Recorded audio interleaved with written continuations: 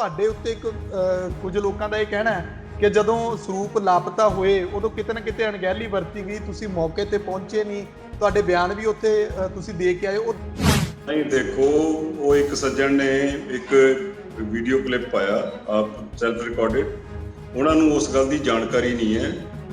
ਕੁਝ ਸਰੂਪ ਇਹੋ ਜਿਹੇ ਸੀ ਜਿਹੜੇ ਤੁਸੀਂ ਕਿਸੇ ਡੇਰੇ ਨੂੰ ਦਵਾਏ, ਉਹਦੇ ਵਿੱਚ ਕੀ ਸੱਚਾਈ ਹੈ, ਕੀ ਮਸਲਾ ਕੀ ਹੈ ਉਹ? ਮੈਂ ਦਵਾਉਣ ਵਾਲੇ ਤੋਂ ਨਾ ਮੈਂ ਤਾਂ 15 ਦੇ ਵਿੱਚ ਆਪਣਾ ਅਹੁਦਾ ਛੱਡ ਕੇ ਸਾਰੇ ਅਕਾਲੀ ਦਲ ਦੇ ਅਹੁਦਿਆਂ ਤੋਂ ਛੱਡ ਕੇ ਬਰਗਾੜੀ ਕਾਂਡ ਦੇ ਰੋਸ ਵਜੋਂ ਅਕਾਲੀ ਦਲ ਤੋਂ ਅਸਤੀਫਾ ਦੇ ਚੁੱਕਾ। ਉਹ ਕਿਹੜੇ ਪ੍ਰਧਾਨ ਨੇ ਸਰੂਪ ਦਵਾਏ ਸੀ ਤੇ ਕਿਹੜੇ ਡੇਰੇ 'ਚ ਗਏ ਸੀ? ਮੱਕੜ ਸਾਹਿਬ ਨੇ ਦੋਏ, ਇਹ ਮੈਨੂੰ ਪਤਾ ਨਹੀਂ 30 ਸੀ ਜਾਂ 40 ਸੀ। ਕਹਿੰਦੇ ਨੇ ਕਿ ਉੱਥੇ ਅੰਕੜਿਆਂ 'ਚ ਹੇਰ ਫੇਰ ਹੋਈ ਹੈ, ਉਹਨਾਂ ਦੇ ਵਿੱਚੋਂ ਹੀ ਸੀ ਕਿ ਕੋਈ ਅਲੱਗ ਤੋਂ? ਉਹਨਾਂ ਦੀ ਹੁਣ ਇੰਸਪੈਕਸ਼ਨ ਹੋਈ, ਉਹਨਾਂ ਨੇ ਰਸੀਦਾਂ ਦਿਖਾ ਦਿੱਤੀਆਂ ਤੇ ਅਸੀਂ ਤਾਂ ਭੇਟਾ ਦੇ ਕੇ ਲੈ ਕੇ ਆਏ ਆ।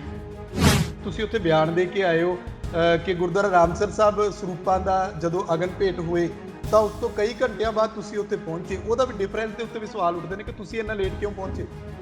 3 ਜਥੇਦਾਰ ਨੇ ਉੱਥੇ, 6-7 ਦਰਬਾਰ ਸਾਹਿਬ ਦੇ ਗ੍ਰੰਥੀ ਨੇ, ਹੈੱਡ ਗ੍ਰੰਥੀ ਨੇ। ਦਰਬਾਰ ਸਾਹਿਬ ਅਕਾਲ ਤਖਤ ਸਾਹਿਬ ਦਾ ਹੈੱਡ ਗ੍ਰੰਥੀ ਹੈ। ਸਾਰੇ ਪੰਜਾਬ 'ਚ ਨਹੀਂ, ਸਾਰੇ ਹਿੰਦੁਸਤਾਨ 'ਚ ਜਥੇਦਾਰ ਘੁੰਮਦੇ। ਇਹਨਾਂ ਦੀ ਕੀ ਮਜਬੂਰੀ ਸੀ, ਕਿਉਂ ਨਹੀਂ ਗਏ ਰਾਮਸਰ ਸਾਹਿਬ? ਜਿਹੜੇ ਦਿੱਲੀ ਕਮੇਟੀ ਨੂੰ ਗਏ ਉਹ ਤੁਹਾਡੀ ਨਜ਼ਰ ਵਿੱਚ ਨੇ ਕਿ ਦਿੱਲੀ ਕਮੇਟੀ ਨੂੰ ਵੀ ਸਰੂਪ ਗਏ ਸੀ? ਬਾਕੀ ਪ੍ਰਧਾਨ ਦੀ ਜ਼ਿੰਮੇਵਾਰੀ ਹੈ, ਪ੍ਰਧਾਨ ਦੱਸੇ। ਜਿਹੜਾ ਪ੍ਰਧਾਨ ਦਾ ਰਿਕਾਰਡ ਲੀਕ ਹੋ ਕੇ ਬਾਹਰ ਆ ਰਿਹਾ ਸਾਰਾ ਉਹਦੇ ਕੋਲ ਪਿਆ। ਔਰ ਸਭ ਇਸ ਮਾਮਲੇ ਦੇ ਵਿੱਚ ਉਸ ਵੇਲੇ ਦੇ ਮੌਕੇ ਤੇ ਜਥੇਦਾਰ ਦਾ ਵੀ ਕੋਈ ਨਾਮ ਸਾਹਮਣੇ ਆਇਆ? ਬਰਗਾੜੀ ਦੇ ਵਿੱਚ ਬੇਅਦਬੀ ਹੋਈ, ਗੁਰਜਵਾਰ ਸਿੰਘ ਵਾਲਾ 12 ਨੂੰ ਧਰਨਾ ਲੱਗ ਗਿਆ, 14 ਤਰੀਕ ਨੂੰ ਉੱਥੇ ਗੋਲੀ ਚੱਲ ਗਈ, ਗੋਲੀ ਦੇ ਵਿੱਚ 2 ਸਿੰਘ ਸ਼ਹੀਦ ਤੇ 18 ਅਕਤੂਬਰ ਨੂੰ ਮੈਂ ਅਸਤੀਫਾ ਦੇ ਦਿੱਤਾ ਸੀ ਅਕਾਲੀ ਦਲ ਦੇ ਸਾਰੇ ਅਹੁਦਿਆਂ ਤੋਂ। ਇਹ ਹੁਣ ਦੀ ਰਿਪੋਰਟ ਪੜ੍ਹੀ ਹੈ ਜਿਹੜੀ 1100 ਪੰਨਿਆਂ ਦੀ ਰਿਪੋਰਟ ਆਈ ਹੈ, ਧਿਆਨ ਦਿੱਤਾ ਉਸ ਉੱਤੇ ਕੀ ਕੁਝ ਲਿਖਿਆ ਉਹਦੇ? ਪਰ ਇਹ ਆ ਵੀ ਪ੍ਰਧਾਨ ਤਾਂ ਹਰ ਗੱਲ ਦੇ ਵਿੱਚ ਕਹਿ ਰਿਹਾ ਜੀ ਮੈਨੂੰ ਨਹੀਂ ਪਤਾ ਜੀ, ਇਹ ਮੱਕੜ ਸਾਹਿਬ ਵੇਲੇ ਦੀ ਗੱਲ। ਤੇ 18 ਦੇ ਵਿੱਚ ਤੇਰੇ ਜਿਹੜੇ ਸਰੂਪ ਘਟਿਆ ਇਹਨਾਂ ਦਾ ਆਡਿਟ 18 ਦੇ ਵਿੱਚ ਹੋਇਆ। ਜਿਹੜੇ ਮਰਹੂਮ ਮੁੱਖ ਸਕੱਤਰ ਹਰਚਰਨ ਸਿੰਘ ਹੋਣਾ ਤੇ ਵੀ ਕਈ ਤਰ੍ਹਾਂ ਦੀ ਉਂਗਲ ਉੱਠੀ, ਉਹ ਕਹਿੰਦੇ ਕਿ ਨਹੀਂ ਮੇਰਾ ਤਾਂ ਕੋਈ ਲੈਣਾ ਦੇਣਾ ਨਹੀਂ ਇਹਦੇ ਨਾਲ। ਰੂਪ ਸਿੰਘ ਤਾਂ ਬਾਅਦ ਚ ਆਉਂਦਾ ਨਾ। ਹੁਣ ਇਹ ਕਈ ਗੱਲਾਂ ਲੋਕਾਂ ਦੀ ਸਮਝ ਨਹੀਂ ਆਉਂਦੀਆਂ, ਜਿਵੇਂ ਕਿ ਉਹ ਐਵੇਂ ਹੀ ਕਮੈਂਟ ਕਰੀ ਜਾਂਦੇ, ਨਾ ਕਿਸੇ ਨੂੰ ਪਤਾ ਨਾ ਵਾਸਤਾ। ਸਤਿ ਸ਼੍ਰੀ ਅਕਾਲ, ਤੁਸੀਂ ਲੋਕਰਾਜ ਚੈਨਲ ਪੰਜਾਬੀ ਦੇਖ ਰਹੇ ਹੋ। ਮੈਂ ਹਾਂ ਤੁਹਾਡੇ ਨਾਲ ਸੁਖਵਿੰਦਰ ਸਿੰਘ। ਜਦੋਂ ਅੱਜ ਗੱਲ ਸ਼੍ਰੋਮਣੀ ਗੁਰਦੁਆਰਾ ਪ੍ਰਬੰਧਕ ਕਮੇਟੀ ਦੀ ਹੁੰਦੀ ਹੈ, ਗੁਰਦੁਆਰੇ ਪ੍ਰਬੰਧਾਂ ਦੀ ਹੁੰਦੀ ਹੈ, ਸ੍ਰੀ ਗੁਰੂ ਗ੍ਰੰਥ ਸਾਹਿਬ ਜੀ ਦੀ ਰਾਖੀ ਦੀ ਹੁੰਦੀ ਹੈ, ਤਾਂ ਸ਼੍ਰੋਮਣੀ ਕਮੇਟੀ ਨੇ 1100 ਪੰਨਿਆਂ ਦੀ ਇੱਕ ਰਿਪੋਰਟ ਨਸ਼ਰ ਕੀਤੀ ਹੈ। ਉਹਦੇ ਵਿੱਚ ਜਦੋਂ ਵੱਖ-ਵੱਖ ਸ਼੍ਰੋਮਣੀ ਕਮੇਟੀ ਮੈਂਬਰਾਂ ਦੇ ਨਾਮ ਸਾਹਮਣੇ ਆਉਂਦੇ ਨੇ ਤਾਂ ਉਹਨਾਂ ਦੇ ਵਿੱਚ ਸੁਖਦੇਵ ਸਿੰਘ ਭੌਰ ਹੋਣਾ ਦਾ ਨਾਮ ਵੀ ਸਾਹਮਣੇ ਆਉਂਦਾ ਹੈ, ਜੋ ਕਿ ਜਦੋਂ ਕਹਿੰਦੇ ਨੇ ਕਿ ਸਰੂਪਾਂ ਦਾ ਮਾਮਲਾ ਠੰਡੇ ਬਸਤੇ ਦੇ ਵਿੱਚ ਸੀ ਜਾਂ ਅੰਦਰ ਖਾਤੇ ਜੋ ਕੁਝ ਬੀਤ ਰਿਹਾ ਸੀ, ਤਾਂ ਭੌਰ ਸਾਹਿਬ ਵੀ ਸ਼੍ਰੋਮਣੀ ਕਮੇਟੀ ਦੀ ਅੰਤਰਿਮ ਕਮੇਟੀ ਦੇ ਵਿੱਚ ਮੈਂਬਰ ਸਨ ਜਾਂ ਜਿਸ ਤਰ੍ਹਾਂ ਦੀ ਕਾਰਗੁਜ਼ਾਰੀ ਨਿਭਾ ਰਹੇ ਸਨ। ਅਸੀਂ ਜਾਣਨਾ ਚਾਹਾਂਗੇ ਕਿ ਇਸ ਦੇ ਪਿੱਛੇ ਦਾ ਸੱਚ ਕੀ ਹੈ, ਕਿਉਂਕਿ ਭੌਰ ਸਾਹਿਬ ਦੇ ਉੱਤੇ ਵੀ ਕਈ ਤਰ੍ਹਾਂ ਦੇ ਇਲਜ਼ਾਮ ਲੱਗ ਰਹੇ ਨੇ। ਕਿਉਂਕਿ ਇਹ ਨਾ ਹੋਵੇ ਕਿ ਇੱਕ ਪਾਸੜ ਜਿਹੜਾ ਇਲਜ਼ਾਮ ਲੱਗਦੇ ਰਹਿਣ, ਜਿਨ੍ਹਾਂ ਨੇ ਲਗਾਉਣੇ ਨੇ ਉਹ ਤਾਂ ਲਗਾਉਂਦੇ ਹੀ ਰਹਿਣਗੇ, ਪਰ ਮਸਲਾ ਸਾਫ਼ ਹੋਣਾ ਚਾਹੀਦਾ, ਸਾਹਮਣੇ ਆਉਣਾ ਚਾਹੀਦਾ ਕਿ ਆਖਿਰਕਾਰ ਹਕੀਕਤ ਕੀ ਹੈ, ਸੱਚਾਈ ਕੀ ਹੈ। ਇਹ ਨਾ ਹੋਵੇ ਕਿ ਸੰਗਤ ਦੇ ਵਿੱਚ ਦੁਬਦਾ ਪੈ ਰਹੇ। ਇਸੇ ਲਈ ਸਾਡੇ ਨਾਲ ਸੁਖਦੇਵ ਸਿੰਘ ਭੌਰ ਆਪ ਮੌਜੂਦ ਨੇ। ਅਸੀਂ ਉਹਨਾਂ ਤੋਂ ਜਾਣਾਂਗੇ ਕਿ ਪੂਰੀ ਸੱਚਾਈ ਕੀ ਹੈ ਮਸਲੇ ਦੀ, ਉਹ ਕਿੱਥੇ ਸੀ, ਕੀ ਕੁਝ ਹੋਇਆ ਸੀ, ਕੀ ਕੁਝ ਬੀਤ ਰਿਹਾ, ਕਿਉਂ ਇਲਜ਼ਾਮ ਲੱਗ ਰਹੇ ਨੇ। ਭੌਰ ਸਾਹਿਬ, ਤੁਹਾਡਾ ਸਵਾਗਤ ਹੈ ਲੋਕਰਾਜ ਤੇ। ਬਹੁਤ ਮਿਹਰਬਾਨੀ ਜੀ। ਮੈਨੂੰ ਤਾਂ ਅਜੇ ਤੱਕ ਸਮਝ ਨਹੀਂ ਲੱਗੀ ਮੇਰੇ ਤੇ ਇਲਜ਼ਾਮ ਕੀ ਲੱਗ ਰਿਹਾ। ਭੌਰ ਸਾਹਿਬ, ਇਲਜ਼ਾਮ ਇਹ ਲੱਗ ਰਿਹਾ ਕਿ ਤੁਹਾਡੇ ਉੱਤੇ ਇੱਕ ਕੁਝ ਲੋਕਾਂ ਦਾ ਇਹ ਕਹਿਣਾ ਹੈ ਕਿ ਜਦੋਂ ਸਰੂਪ ਲਾਪਤਾ ਹੋਏ ਉਦੋਂ ਕਿਤੇ ਨਾ ਕਿਤੇ ਅਣਗਹਿਲੀ ਵਰਤੀ ਗਈ, ਤੁਸੀਂ ਮੌਕੇ ਤੇ ਪਹੁੰਚੇ ਨਹੀਂ, ਤੁਹਾਡੇ ਬਿਆਨ ਵੀ ਉੱਥੇ ਤੁਸੀਂ ਦੇ ਕੇ ਆਏ। ਉਹ ਦੱਸਿਓ ਜ਼ਰੂਰ ਕਿ ਕਿਹੜੇ ਬਿਆਨ ਦਿੱਤੇ ਨੇ ਤੇ ਮੌਕੇ ਤੇ ਹੋਇਆ। ਨਹੀਂ ਦੇਖੋ, ਉਹ ਇੱਕ ਸੱਜਣ ਨੇ ਇੱਕ ਵੀਡੀਓ ਕਲਿਪ ਪਾਇਆ ਆਪ ਸੈਲਫ ਰਿਕਾਰਡਡ, ਉਹਨਾਂ ਨੂੰ ਉਸ ਗੱਲ ਦੀ ਜਾਣਕਾਰੀ ਨਹੀਂ ਹੈ। ਜਨਰਲ ਸੈਕਟਰੀ ਦਾ ਆਫਿਸ ਜਿਹੜਾ ਕੋਈ ਨਹੀਂ ਹੁੰਦਾ, ਨਾ ਉਹਦੇ ਕੋਲ ਕੋਈ ਸਟਾਫ ਹੁੰਦਾ, ਤੇ ਇਹ ਸਾਰਾ ਪ੍ਰਬੰਧ ਜਿਹੜਾ ਪ੍ਰਧਾਨ ਸ਼੍ਰੋਮਣੀ ਗੁਰਦੁਆਰਾ ਪ੍ਰਬੰਧਕ ਕਮੇਟੀ ਮੁੱਖ ਪ੍ਰਬੰਧਕ ਹੁੰਦਾ, ਤੇ ਜਿਹੜਾ ਸੈਕਟਰੀ ਐਸਜੀਪੀਸੀ ਹੁੰਦਾ ਉਹ ਐਡਮਿਨਿਸਟ੍ਰੇਟਿਵ ਹੈਡ ਹੁੰਦਾ। ਜਿਹੜੀ ਐਗਜ਼ੈਕਟਿਵ ਤੇ ਬਾਕੀ ਅਹੁਦੇਦਾਰ ਹੈ ਉਹ ਆਪਣੇ ਘਰਾਂ 'ਚ ਬੈਠੇ ਹੁੰਦੇ ਆ, ਦਫ਼ਤਰਾਂ 'ਚ ਨਹੀਂ ਬਹਿੰਦੇ, ਉੱਥੇ ਨਾ ਉਹਨਾਂ ਲਈ ਕੋਈ ਦਫ਼ਤਰ ਹੁੰਦਾ। ਇਹ ਵੱਖ-ਵੱਖ ਮਹਿਕਮਿਆਂ ਦਾ ਵੱਖ-ਵੱਖ ਪ੍ਰਬੰਧ ਹੁੰਦਾ। ਜਿਹੜੇ ਜਿੰਨੇ ਡਿਪਾਰਟਮੈਂਟ ਐਸਜੀਪੀਸੀ ਦੇ ਥੱਲੇ ਨੇ ਉਹਦੇ ਵਿੱਚ ਉਹ ਥੋੜਾ ਜਿਹਾ ਸਮਝ ਨਹੀਂ ਸਕੇ ਵੀ ਜਨਰਲ ਸੈਕਟਰੀ ਦੀਆਂ ਪਾਵਰਾਂ ਕੀ ਹੁੰਦੀਆਂ ਤੇ ਸੈਕਟਰੀ ਦੀਆਂ ਕੀ ਹੁੰਦੀਆਂ। ਜਨਰਲ ਸੈਕਟਰੀ ਸਾਰਾ ਦਿਨ ਨਹੀਂ ਉੱਥੇ ਬਹਿੰਦਾ, ਉਹ ਤਾਂ ਮੀਟਿੰਗਾਂ ਤੇ ਜਾਣਾ ਹੁੰਦਾ ਸੀ। ਤਾਂ ਇਹ ਜਿਹੜਾ ਪ੍ਰਬੰਧ ਚੱਲਦਾ ਨਾ, ਹਰ ਡਿਪਾਰਟਮੈਂਟ ਜਿਹੜਾ ਐਸਜੀਪੀਸੀ ਦੇ ਥੱਲੇ ਆ, ਬੇਸ਼ੱਕ ਉਹ ਪਬਲੀਕੇਸ਼ਨ ਹੈ, ਬੇਸ਼ੱਕ ਉਹ ਟਰਸਟ ਨੇ, ਬੇਸ਼ੱਕ ਐਜੂਕੇਸ਼ਨ ਹੈ, ਧਰਮ ਪ੍ਰਚਾਰ ਫੰਡ ਹੈ, ਧਰਮ ਪ੍ਰਚਾਰ ਹੈ ਜਾਂ ਦੂਜਾ ਜਾਇਦਾਦਾਂ ਨੇ ਜਾਂ ਸੈਕਸ਼ਨ 85 87 ਕੁਝ ਵੀ ਹੈ, ਇਹਨਾਂ ਸਾਰਿਆਂ ਦਾ ਇੱਕ ਸੈਟਅਪ ਹੁੰਦਾ। ਉਹਨਾਂ ਦਾ ਕਲੈਰੀਕਲ ਸਟਾਫ ਹੁੰਦਾ। ਕਲੈਰੀਕਲ ਸਟਾਫ ਦੇ ਉੱਪਰ ਸੁਪਰਵਾਈਜ਼ਰ ਹੁੰਦੇ ਨੇ। ਸੁਪਰਵਾਈਜ਼ਰਾਂ ਦੇ ਉੱਪਰ ਫਿਰ ਮੀਤ ਸਕੱਤਰ ਹੁੰਦੇ ਨੇ। ਮੀਤ ਸਕੱਤਰਾਂ ਦੇ ਉੱਤੇ ਐਡੀਸ਼ਨਲ ਸਕੱਤਰ ਹੁੰਦੇ ਨੇ। ਐਡੀਸ਼ਨਲ ਸੈਕਟਰੀਆਂ ਦੇ ਉੱਤੇ ਅੱਗੇ ਸੈਕਟਰੀ ਹੁੰਦਾ। ਸੈਕਟਰੀਆਂ ਦੇ ਉੱਤੇ ਮੁੱਖ ਸਕੱਤਰ ਹੁੰਦਾ। ਇਹ ਹਰ ਇੱਕ ਡਿਪਾਰਟਮੈਂਟ ਦਾ ਇਹੀ ਆ। ਹਰ ਇੱਕ ਡਿਪਾਰਟਮੈਂਟ ਦਾ ਛੋਟਾ ਜਿਹੜਾ ਅਧਿਕਾਰੀ ਆ ਵੱਡੇ ਨੂੰ ਜਵਾਬਦੇਹ ਹੁੰਦਾ, ਵੱਡਾ ਵੱਡੇ ਨੂੰ ਹੁੰਦਾ। ਅੱਛਾ, ਜਨਰਲ ਸੈਕਟਰੀ ਤੇ ਬਾਕੀਆਂ ਨੇ ਕੀ ਕਰਨਾ ਹੁੰਦਾ? ਉਹਨਾਂ ਨੂੰ ਸ਼ਾਇਦ ਇਸ ਗੱਲ ਦਾ ਭੁਲੇਖਾ ਲੱਗ ਗਿਆ ਵੀ ਜਨਰਲ ਸੈਕਟਰੀ ਜਿਹੜਾ SGPC ਦਾ, ਉਹਦੇ ਕੋਲ ਕੋਈ ਪਾਵਰ ਨਹੀਂ ਹੈ, ਉਹਨਾਂ ਨੂੰ ਪਤਾ ਨਹੀਂ। ਤੇ ਜਿਹੜਾ ਦਿੱਲੀ ਕਮੇਟੀ ਦੇ ਜਨਰਲ ਸੈਕਟਰੀ ਦੀਆਂ ਪਾਵਰਾਂ ਉਹਨਾਂ ਨੇ ਦੇਖ ਲਈਆਂ। ਦਿੱਲੀ ਕਮੇਟੀ ਦਾ ਜਨਰਲ ਸੈਕਟਰੀ ਡੇਲੀ ਐਡਮਿਨਿਸਟ੍ਰੇਸ਼ਨ ਦੇ ਵਿੱਚ ਦਖਲ ਦਿੰਦਾ। ਸ਼੍ਰੋਮਣੀ ਗੁਰਦੁਆਰਾ ਪ੍ਰਬੰਧਕ ਕਮੇਟੀ ਦੇ ਨਾ ਜਨਰਲ ਸੈਕਟਰੀ ਦੀ, ਨਾ ਸੀਨੀਅਰ ਵਾਈਸ ਪ੍ਰੈਜ਼ੀਡੈਂਟ ਦੀ, ਤੇ ਨਾ ਜੂਨੀਅਰ ਵਾਈਸ ਪ੍ਰੈਜ਼ੀਡੈਂਟ ਦੀ, ਨਾ ਕਿਸੇ ਐਗਜ਼ੈਕਟਿਵ ਮੈਂਬਰ ਦੀ, ਕਿਸੇ ਦੀ ਡੇਲੀ ਐਡਮਿਨਿਸਟ੍ਰੇਸ਼ਨ ਦੇ ਵਿੱਚ ਕੋਈ ਦਖਲਅੰਦਾਜ਼ੀ ਨਹੀਂ। ਹੁਣ ਇਹ ਹਰ ਅਸੀਂ ਕੀ ਕਰਦੇ ਹਾਂ, ਸਾਨੂੰ ਜਦੋਂ ਸਾਡਾ ਐਗਜ਼ੈਕਟਿਵ ਦਾ ਤੇ ਆਫਿਸ ਬੀਅਰਰਸ ਦਾ ਕੰਮ ਹੁੰਦਾ ਹੈ, ਸਾਨੂੰ ਜੋ ਡਿਪਾਰਟਮੈਂਟ ਕੰਸਰਨਡ ਹੈ ਉਹਨਾਂ ਦੇ ਮਸਲੇ ਚੀਫ ਸੈਕਟਰੀ ਦੇ ਕੋਲ ਜਾਂਦੇ ਆ। ਚੀਫ ਸੈਕਟਰੀ ਪ੍ਰਧਾਨ ਦੀ ਆਗਿਆ ਨਾਲ ਏਜੰਡਾ ਬਣਾਉਂਦਾ। ਉਹ ਏਜੰਡਾ ਰੱਖ ਕੇ ਫਿਰ ਅੰਤਰਿਮ ਕਮੇਟੀ ਦੀ ਮੀਟਿੰਗ ਰੱਖਦਾ। ਅਸੀਂ ਸਿਰਫ ਉਹਨਾਂ ਦੇ ਉੱਤੇ ਆਪਣੇ ਕਮੈਂਟ ਦੇਣੇ ਹੁੰਦੇ ਆ। ਸਾਡਾ ਹੋਰ ਉੱਥੇ ਕੋਈ ਕੰਮ ਨਹੀਂ। ਤੇ ਉਹਨਾਂ ਨੂੰ ਇਸ ਗੱਲ ਦੀ ਸ਼ਾਇਦ ਪ੍ਰਬੰਧੀ ਸਮਝ ਨਹੀਂ ਸੀ। ਤੇ ਮੈਂ ਬਾਰ-ਬਾਰ ਇਹ ਗੱਲ ਕਹਿਣਾ ਵੀ ਜਿਸ ਬੰਦੇ ਨੇ ਸ਼੍ਰੋਮਣੀ ਗੁਰਦੁਆਰਾ ਪ੍ਰਬੰਧਕ ਕਮੇਟੀ ਦੀ ਐਡਮਿਨਿਸਟ੍ਰੇਸ਼ਨ ਨੂੰ ਸਮਝਣਾ ਹੋਵੇ, ਉਹਨੂੰ ਪਹਿਲਾਂ ਪ੍ਰਬੰਧ ਸਕੀਮ, ਸਰਵਿਸ ਰੂਲਸ, ਬਾਈਲਾਜ਼ ਤੇ ਗੁਰਦੁਆਰਾ ਐਕਟ ਨੂੰ ਜ਼ਰੂਰ ਪੜ੍ਹਨਾ ਚਾਹੀਦਾ।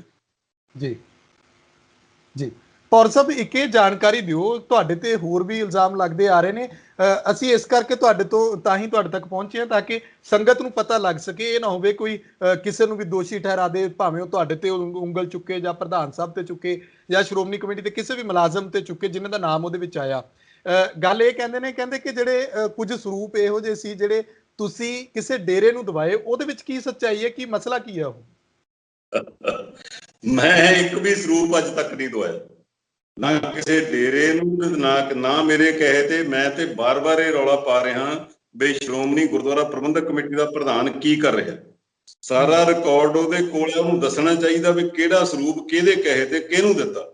ਮੈਂ ਤਾਂ ਰੋਕਣ ਵਾਲਿਆਂ 'ਚ ਸੀ ਉਹਨਾਂ ਦੇ 'ਚ। ਮੈਂ ਤਾਂ ਪ੍ਰੋਸੀਜਰ ਫੋਲੋ ਕਰਨ ਵਾਲਿਆਂ 'ਚ ਆ ਵੀ ਜੋ ਕਿਤੇ ਡਿਮਾਂਡ ਆਉਂਦੀ ਹੈ, ਪਹਿਲਾਂ ਪ੍ਰਚਾਰਕ ਦੀ ਰਿਪੋਰਟ, ਫਿਰ ਸੈਕਟਰੀ ਦੀ, ਮੈਂਬਰ ਦਾ ਉੱਥੇ ਦੀ ਉਹਦੇ ਉੱਤੇ ਸਿਗਨੇਚਰਸ, ਫਿਰ ਸੈਕਟਰੀ ਕੋਲ ਜਾਂਦਾ, ਫਿਰ ਅੱਗੇ ਆ ਗਿਆ ਹੁੰਦੀ ਹੈ। ਉਹ ਜਿਹੜੇ ਸਰੂਪਾਂ ਦੀ ਤੁਸੀਂ ਗੱਲ ਕਰਦੇ ਆ, ਉਹਦੇ ਵਿੱਚੋਂ ਮੈਨੂੰ ਤੇ ਪ੍ਰਚਾਰਕ ਨੂੰ ਬਾਈਪਾਸ ਕਰਕੇ ਸਿੱਧੇ ਪ੍ਰਧਾਨ ਨੇ ਸਰੂਪ ਦਿੱਤੇ ਸੀ। ਮੈਂ ਤਾਂ ਰੋਕਣ ਵਾਲਿਆਂ 'ਚ, ਮੈਂ ਦਵਾਉਣ ਵਾਲਿਆਂ 'ਚ ਨਾ। ਮੈਂ ਤਾਂ 15 ਦੇ ਵਿੱਚ ਆਪਣਾ ਅਹੁਦਾ ਛੱਡ ਕੇ, ਸਾਰੇ ਅਕਾਲੀ ਦਲ ਦੇ ਅਹੁਦਿਆਂ ਤੋਂ ਛੱਡ ਕੇ, ਬਰਗਾੜੀ ਕਾਂਡ ਦੇ ਰੋਸ ਵਜੋਂ ਅਕਾਲੀ ਦਲ ਤੋਂ ਅਸਤੀਫਾ ਦੇ ਚੁੱਕਾ ਜੀ।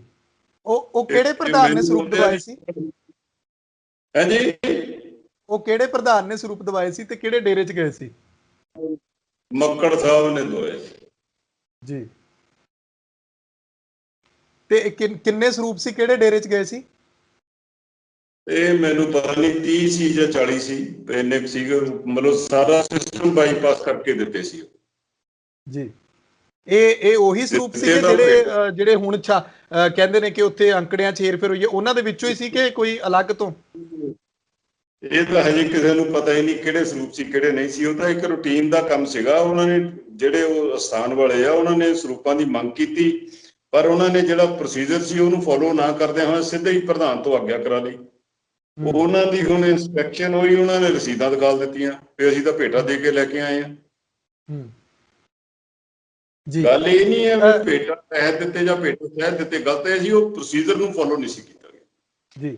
ਔਰ ਸਰ ਪ੍ਰੋਸੀਜਰ ਕੀ ਹੈ ਇਹਦਾ? ਜਦੋਂ ਗੁਰੂ ਗ੍ਰੰਥ ਸਾਹਿਬ ਮਹਾਰਾਜ ਦੀ ਭਵਨ ਦੇ ਵਿੱਚ ਉੱਥੇ ਜਿੱਥੇ ਵੀ ਛਪਾਈ ਹੁੰਦੀ ਹੈ ਪ੍ਰਿੰਟਿੰਗ ਪ੍ਰੈਸ ਦੇ ਵਿੱਚ, ਮੈਂ ਚਾਹਾਂਗਾ ਕਿ ਤੁਸੀਂ ਉਹ ਵੀ ਸਮਝਾਓ ਕਿ ਪ੍ਰੋਸੀਜਰ ਕੀ ਹੈ, ਕਿੱਦਾਂ ਛਪਦੇ ਨੇ, ਕਿਸ ਤਰ੍ਹਾਂ ਅੱਗੇ ਦਿੱਤੇ ਜਾਂਦੇ ਨੇ, ਕੀ ਰੇਟ ਤੈਅ ਕੀਤਾ ਜਾਂਦਾ ਹੈ, ਕੌਣ ਉਹਦਾ ਜ਼ਿੰਮੇਵਾਰ ਹੁੰਦਾ? ਰੇਟ ਰੂਟ ਤਾਂ ਕਾਹਦਾ ਤੈਅ ਕਰਨਾ ਜੀ? ਦੇਖੋ, ਇਸ ਤਰ੍ਹਾਂ ਹੁੰਦਾ ਹੈ, ਜਦੋਂ ਕੋਈ ਡਿਮਾਂਡ ਹੁੰਦੀ ਹੈ, ਜਦੋਂ ਸਾਲ ਦਾ ਇੱਕ ਲੋਟ ਛਾਪਣਾ ਹੋਵੇ ਗੁਰੂ ਗ੍ਰੰਥ ਸਾਹਿਬ ਮਹਾਰਾਜ ਦੇ ਸਰੂਪਾਂ ਦਾ, ਪਹਿਲਾਂ ਪੇਪਰ ਅਲਾਟ ਕੀਤਾ ਜਾਂਦਾ, ਫਿਰ ਪੇਪਰ ਕਿੰਨਾ ਕੰਜ਼ਿਊਮ ਹੋਇਆ ਉਹ ਲਿਖਿਆ ਜਾਂਦਾ, ਫਿਰ ਪੇਪਰ ਵੇਸਟ ਕਿੰਨਾ ਹੋਇਆ ਉਹ ਲਿਖਿਆ ਜਾਂਦਾ, ਫਿਰ ਕਿੰਨੇ ਸਰੂਪ ਛਪ ਗਏ ਉਹ ਲਿਖੇ ਜਾਂਦੇ ਆ, ਫਿਰ ਬਾਈਂਡਿੰਗ ਕਿੰਨਿਆਂ ਦੀ ਹੋਈ ਉਹ ਲਿਖੇ ਜਾਂਦੇ ਆ, ਫਿਰ ਬਾਈਂਡਿੰਗ ਤੋਂ ਬਾਅਦ ਫਿਰ ਪ੍ਰੂਫ ਰੀਡਿੰਗ ਕਿੰਨਿਆਂ ਦੀ ਹੋਈ, ਪਹਿਲਾਂ ਪ੍ਰੂਫ ਰੀਡਿੰਗ ਫਿਰ ਬਾਈਂਡਿੰਗ, ਫਿਰ ਜਦੋਂ ਕੰਪਲੀਟ ਹੋ ਜਾਂਦੇ ਆ ਫਿਰ ਸਟੋਰ ਲੈਦਰਾਂ ਚੜ੍ਹਦੇ ਆ, ਫਿਰ ਸਟੋਰ ਲੈਦਰਾਂ ਤੋਂ ਬਾਅਦ ਫਿਰ ਸ਼ੋਰੂਮ 'ਚ ਆ ਜਾਂਦੇ ਆ। ਤੇ ਉਹਦੇ ਦੇਣ ਦਾ ਤਰੀਕਾ ਇਹ ਆ ਬਈ ਜਦੋਂ ਕਿਤੇ ਉਹ ਡਿਮਾਂਡ ਆਉਂਦੀ ਆ, ਉਹ ਇੱਕ ਦਰਖਾਸਤ ਆਉਂਦੀ ਹੈ ਸੰਬੰਧਿਤ ਗੁਰਦੁਆਰਾ ਸਾਹਿਬ 'ਚ ਜਾਂ ਕਿਸੇ ਅਧਿਕਾਰੀ ਦੇ ਕੋਲ ਜਾਂ ਕਿਸੇ ਮੈਂਬਰ ਦੇ ਕੋਲ, ਉੱਥੋਂ ਇੱਕ ਉਹ ਪ੍ਰਚਾਰਕਾਂ ਦੀ ਟੀਮ ਭੇਜਦਾ, ਦੇਖ ਕੇ ਆਓ ਮੌਕਾ ਸਾਰਾ ਠੀਕ ਹੈ ਮਰਜ਼ਾਦਾ। ਉਸ ਤੋਂ ਬਾਅਦ ਮੈਂਬਰ ਉਹਦੇ ਤੇ ਸਾਈਨ ਕਰਦਾ, ਮੈਂਬਰ ਤੋਂ ਬਾਅਦ ਸੈਕਟਰੀ ਕੋਲ ਜਾਂਦਾ, ਸੈਕਟਰੀ ਆਗਿਆ ਕਰਕੇ ਫਿਰ ਡਿਪਾਰਟਮੈਂਟ 'ਚ ਭੇਜਦਾ।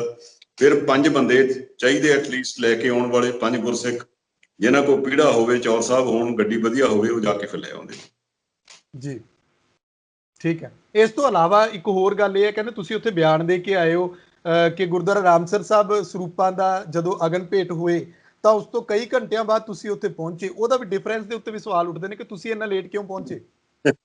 ਮੈਂ ਕਿਹੜਾ ਉੱਥੇ ਰਹਿੰਦਾ, ਮੈਂ ਤਾਂ ਗੱਲ ਤਾਂ ਉਹੀ ਕਰਦਾ ਵੀ ਜਿਹਨਾਂ ਨਾ ਬਿਆਨ ਦੇਣ ਵਾਲਿਆਂ ਨੂੰ ਸਮਝ ਹੈ ਵੀ ਨਾ, ਮੈਂ ਤਾਂ ਉੱਥੇ ਰਹਿੰਦਾ ਹੀ ਨਹੀਂ। ਮੇਰੇ ਤਾਂ ਜਿਹੜਾ ਬਿਆਨ ਲੈ ਕੇ ਗਿਆ ਕਮਿਸ਼ਨ, ਮੈਨੂੰ ਤਾਂ ਉਹਦੇ ਤੇ ਵੀ ਇਤਰਾਜ਼ ਹੈ, ਉਹਨੂੰ ਪਤਾ ਸਮਝੇ ਨਹੀਂ ਕੁਝ ਵੀ। ਉਹਨੇ ਮੇਰੇ ਤੋਂ ਪੁੱਛਿਆ ਵੀ ਤੁਸੀਂ ਰਾਮਸਰ ਸਾਹਿਬ ਕਦੀ ਪਬਲਿਕੇਸ਼ਨ ਡਿਪਾਰਟਮੈਂਟ ਗਏ? ਮੈਂ ਕਿਹਾ ਮੇਰਾ ਉੱਥੇ ਕੀ ਕੰਮ ਹੈ। ਉਹਨੇ ਮੇਰੇ ਬਿਆਨ ਸਗੋਂ ਲਿਖੇ ਗਲਤ, ਉਹਨੇ ਲਿਖਿਆ ਵੀ ਮੈਂ ਕਦੀ ਪਬਲਿਕੇਸ਼ਨ ਡਿਪਾਰਟਮੈਂਟ ਵਿੱਚ ਨਹੀਂ ਰਿਹਾ, ਮੈਂ ਮੁਲਾਜ਼ਮ ਹਾਂ ਵੀ ਮੈਂ ਉੱਥੇ ਰਹੂੰਗਾ, ਮੇਰਾ ਤਾਂ ਕੋਈ ਕੰਮ ਹੀ ਨਹੀਂ ਉੱਥੇ। ਉਹ ਲਿਖਣ ਵਾਲਾ ਵੀ ਗਲਤ ਕਹਿ ਰਿਹਾ, ਜਿਹੜੇ ਬੋਲਣ ਵਾਲੇ ਉਹਨਾਂ ਨੂੰ ਸਮਝ ਹੀ ਨਹੀਂ ਇਸ ਗੱਲ ਦੀ। ਤੇ ਮੈਂ ਤਾਂ ਮੀਟਿੰਗ ਤੇ ਜਾਣਾ ਹੁੰਦਾ, 12 ਵਜੇ ਮੀਟਿੰਗ ਸੀ, ਮੈਂ 12 ਵਜੇ ਗਿਆ, ਮੈਨੂੰ ਜਾ ਕੇ ਪਤਾ ਲੱਗਾ ਸੀ, ਉਸੇ ਵੇਲੇ ਮੈਂ ਪ੍ਰਧਾਨ ਨੂੰ ਫੜ ਕੇ ਮੌਕਾ ਦੇਖਣ ਲੈ ਗਿਆ। ਮੀਟਿੰਗ ਤਾਂ ਉਹ ਕੁਦਰਤੀ ਲੱਕੀਲੀ ਸੀ ਵੀ ਅੰਮ੍ਰਿਤਸਰ ਸਾਹਿਬ ਮੀਟਿੰਗ ਸੀ। ਮੀਟਿੰਗ ਕਈ ਵਾਰੀ ਫਤਿਹਗੜ੍ਹ ਸਾਹਿਬ ਹੁੰਦੀ ਹੈ, ਕਈ ਵਾਰੀ ਚੰਡੀਗੜ੍ਹ ਹੁੰਦੀ ਹੈ, ਕਈ ਵਾਰੀ ਪਟਿਆਲੇ ਹੁੰਦੀ ਹੈ। ਜੇ ਪਟਿਆਲੇ ਹੁੰਦੀ ਫਿਰ ਮੈਂ ਅੰਮ੍ਰਿਤਸਰ ਕੀ ਕਰਨ ਜਾਂਦਾ। ਤੁਸੀਂ ਇਸ ਚੀਜ਼ ਨੂੰ ਚੈਲੰਜ ਨਹੀਂ ਕੀਤਾ ਕਿ ਤੁਹਾਡਾ ਬਿਆਨ ਜਿਹੜਾ ਉੱਥੇ ਤੋੜ ਮਰੋੜ ਕੇ ਪੇਸ਼ ਕਰਤਾ? ਮੈਨੂੰ ਕੋਈ ਲੋੜ ਨਹੀਂ ਚੈਲੰਜ ਕਰਦੀ, ਮੈਨੂੰ ਸਭ ਪਤਾ, ਮੇਰਾ ਆਪੇ ਗੁਰੂ ਆਪੇ ਸਭ ਕੁਝ ਜਾਣਦਾ। ਬੰਦਾ ਬੰਦਿਆਂ ਨੂੰ ਧੋਖਾ ਦੇ ਸਕਦਾ, ਗੁਰੂ ਨੂੰ ਥੋੜੀ ਦੇ ਸਕਦਾ। ਬਿਲਕੁਲ। ਔਰ ਸਭ ਤੁਸੀਂ ਕੀ ਮੰਨਦੇ ਹੋ? ਕਹਿੰਦੇ 328 ਸਰੂਪਾਂ ਤੋਂ ਵੱਧ ਸਰੂਪ ਲਾਪਤਾ ਹੋ ਸਕਦੇ ਨੇ, ਤੇ ਜਿਹੜੇ ਦਿੱਲੀ ਕਮੇਟੀ ਨੂੰ ਗਏ ਉਹ ਤੁਹਾਡੀ ਨਜ਼ਰ ਵਿੱਚ ਨੇ ਕਿ ਦਿੱਲੀ ਕਮੇਟੀ ਨੂੰ ਵੀ ਸਰੂਪ ਗਏ ਸੀ? ਇਹ ਤਾਂ ਜੀ ਹੁਣ ਜਿਹੜਾ ਇਨਵੈਸਟੀਗੇਟਿੰਗ ਆਫੀਸਰ ਹੈ ਉਹਨੂੰ ਇਨਵੈਸਟੀਗੇਸ਼ਨ ਆਪਣੀ ਬਾਹਰ ਆ ਗਈ ਹੈ, ਬਾਕੀ ਪ੍ਰਧਾਨ ਦੀ ਜ਼ਿੰਮੇਵਾਰੀ ਹੈ। ਪ੍ਰਧਾਨ ਦੱਸੇ, ਜਿਹੜਾ ਪ੍ਰਧਾਨ ਦਾ ਰਿਕਾਰਡ ਲੀਕ ਹੋ ਕੇ ਬਾਹਰ ਆ ਰਿਹਾ ਸਾਰਾ ਉਹਦੇ ਕੋਲ ਪਿਆ, ਉਹ ਦੱਸੇ, ਉਹਦੇ ਕੋਲ ਸਾਰਾ ਰਿਕਾਰਡ ਪਿਆ। ਜਿੱਦਾਂ ਮੈਂ ਤੁਹਾਨੂੰ ਦੱਸਿਆ ਵੀ ਕਿੰਨਾ ਪੇਪਰ ਅਲਾਟ ਹੋਇਆ, ਕਿੰਨਾ ਕੰਜ਼ਿਊਮ ਹੋਇਆ, ਕਿੰਨੇ ਛਪੇ, ਕਿੰਨੇ ਸਟੋਰ ਲੈਦਰਾਂ ਚੜੇ, ਕਿਸ ਬੰਦੇ ਨੇ ਬੇਈਮਾਨੀ ਕੀਤੀ, ਉਹ ਦੱਸੇ। ਉਹਨੂੰ ਦੱਸਣਾ ਚਾਹੀਦਾ ਵੀ ਕਿਹੜਾ ਸਰੂਪ ਕਿਹਦੇ ਕਹਿਣ ਤੇ, ਕਿਹਦੀ ਸਿਫਾਰਿਸ਼ ਤੇ, ਕਿਹਨੂੰ ਦਿੱਤਾ ਗਿਆ, ਗਲਤ ਦਿੱਤਾ ਗਿਆ, ਭੇਟਾ ਰਹਿਤ ਦਿੱਤਾ ਗਿਆ ਜਾਂ ਭੇਟਾ ਸਹਿਤ ਦਿੱਤਾ ਗਿਆ, ਉਹਦਾ ਸਾਰਾ ਰਿਕਾਰਡ। ਉਹ ਕੋਈ ਐਵੇਂ ਥੋੜਾ ਬਾਣੀਏ ਦੀ ਦੁਕਾਨ ਹੈ ਵੀ 2 ਚਾਕੀਆਂ ਸਾਬਣ ਦੀਆਂ ਕੋਈ ਚੁੱਕ ਕੇ ਲੈ ਗਿਆ, 2 ਕੋਈ ਲੈ ਗਿਆ ਚੁੱਕ, ਉਹਦਾ ਪੂਰਾ ਰਿਕਾਰਡ ਹੁੰਦਾ। ਇਦਾਂ ਤਾਂ ਹੋ ਨਹੀਂ ਸਕਦਾ, ਉਹ ਇੱਕ ਸਿਸਟਮ ਹੈ, ਉਹਨੂੰ ਕਿਵੇਂ ਕੋਈ ਕਰ ਸਕਦਾ।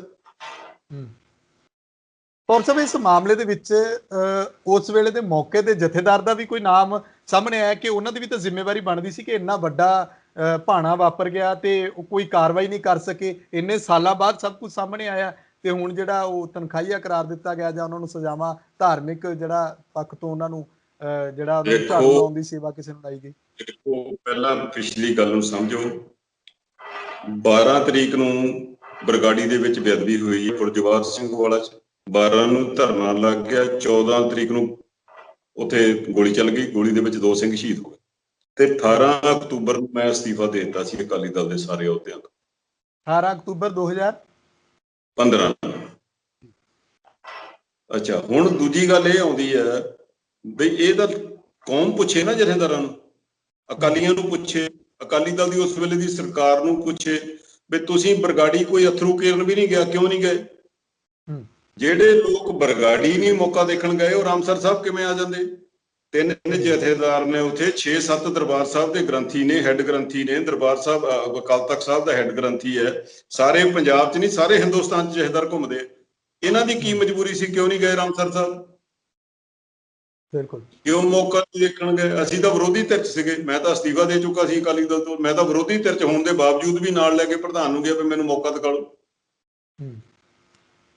ਇਹ ਹਜੇ ਹੁਣ ਦੀ ਰਿਪੋਰਟ ਪੜ੍ਹੀ ਹੈ ਜਿਹੜੀ 1100 ਪੰਨਿਆਂ ਦੀ ਰਿਪੋਰਟ ਆਈ ਹੈ, ਧਿਆਨ ਦਿੱਤਾ ਉਸ ਉੱਤੇ ਕੀ ਕੁਝ ਲਿਖਿਆ ਉਹਦੇ ਵਿੱਚ? ਪੜ੍ਹੀ ਹੈ, ਮੈਂ ਪੜ੍ਹੀ ਹੈ। ਤੁਹਾਨੂੰ ਕੀ ਉਣਤਾਈਆਂ ਲੱਗਦੀਆਂ ਉਹਦੇ ਵਿੱਚ? ਕਿਉਂਕਿ ਉਹਦੇ ਵਿੱਚ ਇਹ ਵੀ ਕਿਹਾ ਜਾ ਰਿਹਾ, ਕਹਿੰਦੇ ਕਿਤੇ ਨਾ ਕਿਤੇ ਛੋਟੇ ਮੁਲਾਜ਼ਮਾਂ ਨੂੰ ਉਹਨਾਂ ਨੂੰ ਨਿਸ਼ਾਨਾ ਬਣਾ ਲਿਆ ਗਿਆ, ਜਿਹੜੇ ਸਿਆਸੀ ਆਕਾ ਸੀ ਕਹਿੰਦੇ ਉਹਨਾਂ ਨੂੰ ਬਚਾ ਲਿਆ। ਇਹਦੇ ਤੇ ਤਾਂ ਕਮੈਂਟ ਦੇਖੋ ਪ੍ਰਧਾਨ ਕਰੇ ਜਾਂ ਕਰੇ ਜਿਹੜਾ ਬੰਦਾ ਰਿਪੋਰਟ ਕਰਨ ਵਾਲਾ। ਪਰ ਇਹ ਆ ਵੀ ਪ੍ਰਧਾਨ ਤਾਂ ਹਰ ਗੱਲ ਦੇ ਵਿੱਚ ਕਹਿ ਰਿਹਾ ਜੀ ਮੈਨੂੰ ਨਹੀਂ ਪਤਾ ਜੀ, ਇਹ ਮੱਕੜ ਸਾਹਿਬ ਵੇਲੇ ਦੀ ਗੱਲ। ਤੇ 18 ਦੇ ਵਿੱਚ ਤੇ ਇਹ ਜਿਹੜੇ ਸਰੂਪ ਘਟਿਆ ਇਹਨਾਂ ਦਾ ਆਡਿਟ 18 ਦੇ ਵਿੱਚ ਹੋਇਆ। ਅੰਕਿਤਾ ਚੁੱਘ ਨਾਂ ਦੀ ਇੱਕ ਸਰਕਾਰੀ ਆਡੀਟਰ ਨੇ ਕੀਤਾ ਤੇ ਪ੍ਰਧਾਨ ਦੇ ਉਸ ਬੈਲੈਂਸ ਸ਼ੀਟ ਦੇ ਉੱਤੇ ਦਸਤਖਤ ਹੈ। ਉਹਨੇ ਕਿਹਾ ਵੀ 200 ਸਰੂਪ ਘਟ ਰਿਹਾ ਤੁਹਾਡਾ। ਉਹ ਕਾਗਜ਼ਾਂ 'ਚ ਹੀ ਪੂਰਾ ਕਰ ਦਿੱਤਾ, ਬਾਅਦ ਵਿੱਚ ਐਂਟਰੀ ਪਾਈ ਗਈ ਹੈ। ਪ੍ਰਧਾਨ ਦੇਵੇ ਜਵਾਬ ਉਹਦਾ, ਉਹ ਤਾਂ ਹਰ ਗੱਲ 13-14 ਕਹਿ ਕੇ ਮੱਕੜ ਸਾਹਿਬ ਦੇ ਸਿਰ ਮੜੀ ਜਾਂਦਾ। ਤੇ ਜੇ 14 ਦੇ ਸਰੂਪ ਹੈ, 15 ਦੇ 14 ਦੇ ਹੋਣ 'ਚ ਕਿਵੇਂ ਹੋਵੇ? ਉਹ ਆ ਕੇ 18 ਦੇ ਵਿੱਚ ਉਹਦਾ ਆਡਿਟ ਹੋਇਆ। ਅੰਕਿਤਾ ਚੁੱਘ ਨਾਂ ਹੈ ਉਹਦਾ ਸਰਕਾਰੀ ਆਡੀਟਰ ਦਾ। ਬੈਲੈਂਸ ਸ਼ੀਟ ਪ੍ਰਧਾਨ ਨੇ ਸਾਈਨ ਕੀਤੀ, ਕਿਉਂ ਨਹੀਂ ਦੱਸਦੇ ਉਹ? ਔਰ ਇੱਥੋਂ ਤੱਕ ਹੈਰਾਨੀ ਵਾਲੀ ਗੱਲ ਹੈ ਬਈ ਪ੍ਰਧਾਨ ਜੀ ਨੇ ਹੁਣ ਕੋਹਲੀ ਦਾ ਰੌਲਾ ਪੈਂਦਾ, ਬਿਨਾਂ ਐਗਜ਼ੈਕਟਿਵ ਨੂੰ ਪੁੱਛਿਆ ਉਹਦੀ ਮਿਆਦ 5 ਸਾਲ ਵਧਾਤੀ, 10% ਉਹਦੇ ਵਾਧਾ ਕਰ ਦਿੱਤਾ।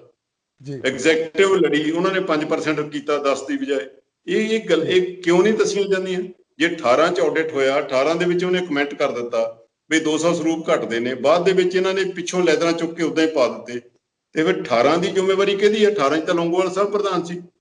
ਜੀ ਬਿਲਕੁਲ, ਲੌਂਗੋਵਾਲ ਸਾਹਿਬ ਪ੍ਰਧਾਨ ਸੀ। ਤੇ ਦੂਜੀ ਗੱਲ ਇਹ ਹੈ ਕਿ ਜਿਹੜੇ ਮਰਹੂਮ ਮੁੱਖ ਸਕੱਤਰ ਹਰਚਰਨ ਸਿੰਘ ਹੋਣਾ ਤੇ ਵੀ ਕਈ ਤਰ੍ਹਾਂ ਦੀ ਉਂਗਲ ਉੱਠੀ। ਉਹ ਕਹਿੰਦੇ ਕਿ ਨਹੀਂ, ਮੇਰਾ ਤਾਂ ਕੋਈ ਲੈਣਾ ਦੇਣਾ ਨਹੀਂ ਇਹਦੇ ਨਾਲ। ਜਿਹੜੇ ਹੁਣ ਅਸਤੀਫਾ ਦੇ ਚੁੱਕੇ ਮੁੱਖ ਸਕੱਤਰ ਰੂਪ ਸਿੰਘ, ਉਹਨਾਂ ਦੇ ਵੀ ਕਈ ਤਰ੍ਹਾਂ ਦੇ ਸਵਾਲ ਉੱਠੇ। ਹੁਣ ਤਾਂ ਉਹ ਬੋਲ ਹੀ ਨਹੀਂ ਰਹੇ ਇਸ ਮਸਲੇ ਤੇ।